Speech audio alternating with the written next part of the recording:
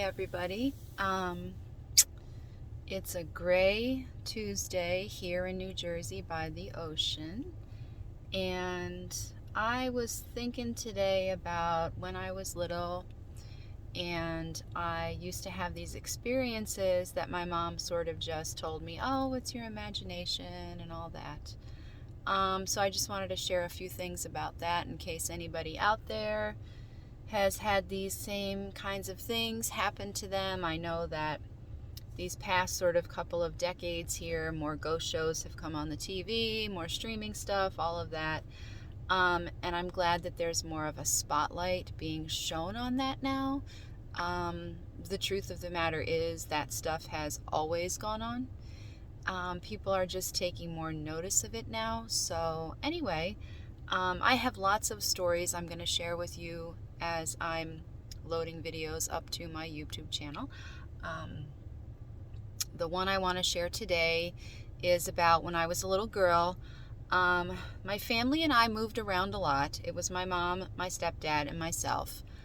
They raced thoroughbred horses for a living. So half the year we would spend in upstate New York, half the year we would spend in Harrisburg, Pennsylvania. And sometimes we would also go to Kentucky to this training center that was there. Anyway, when I was little, every so often, I would have these experiences that I felt were like dreams, except I was awake during them. I would be laying in my bed, and I would see sort of all these people around the end of my bed. They were white. They had eye holes, noses, and mouth holes.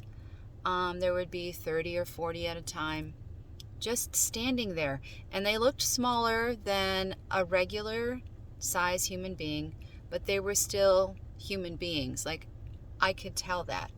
So there'd be 30 or 40 of them standing around my bed.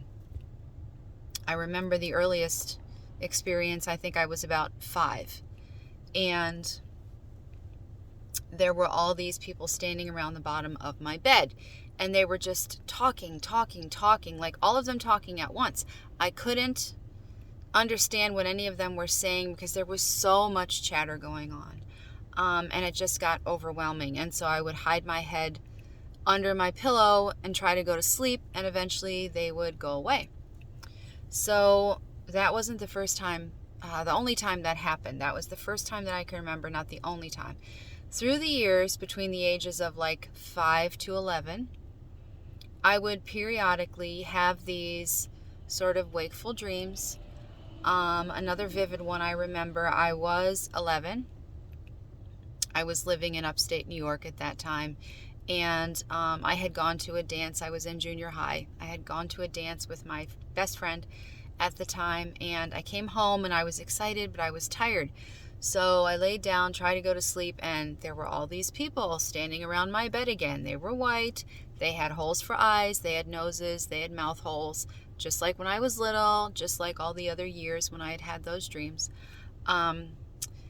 But my bed was flush up against a window, and they were even outside of the window. And I was just like, please, I need to sleep. I'm so tired. Please just go away. Please just stop talking to me. And they were just chattering. So finally, I hid my head under the pillow and I fell asleep. And then when I woke up, took my head out from under the pillow, they were gone. It was morning. The sun was out, the whole 9 yards.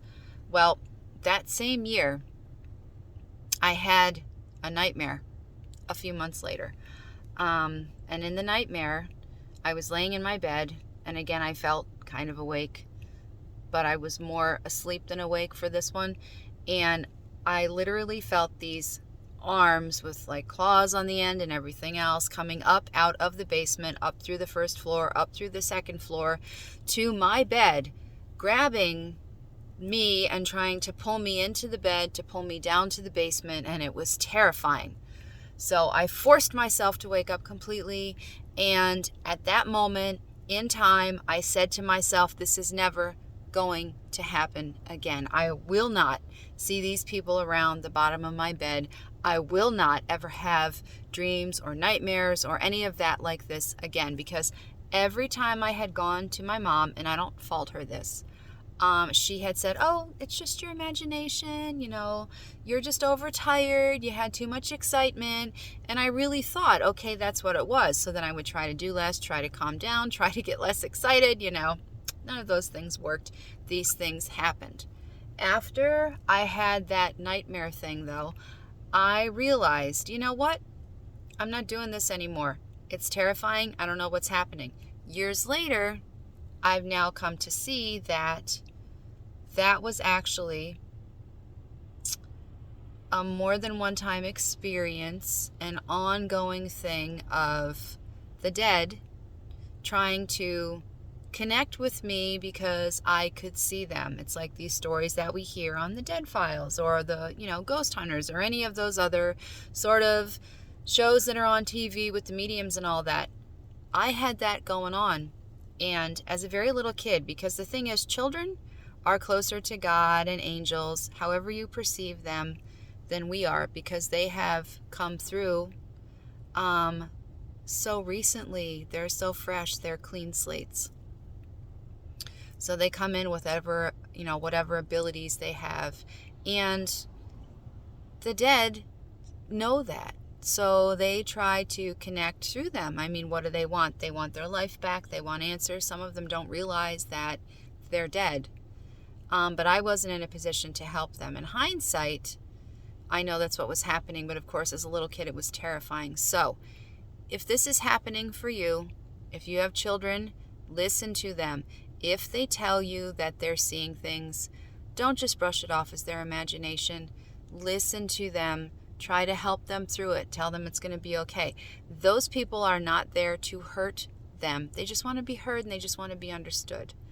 So I wanted to share that with you today. One of my many experiences, like I said, that I'm going to be sharing as time goes by. And as I continue making these videos, I hope that they can help people. And I'm happy to share in the hopes that they do. Have a good Tuesday.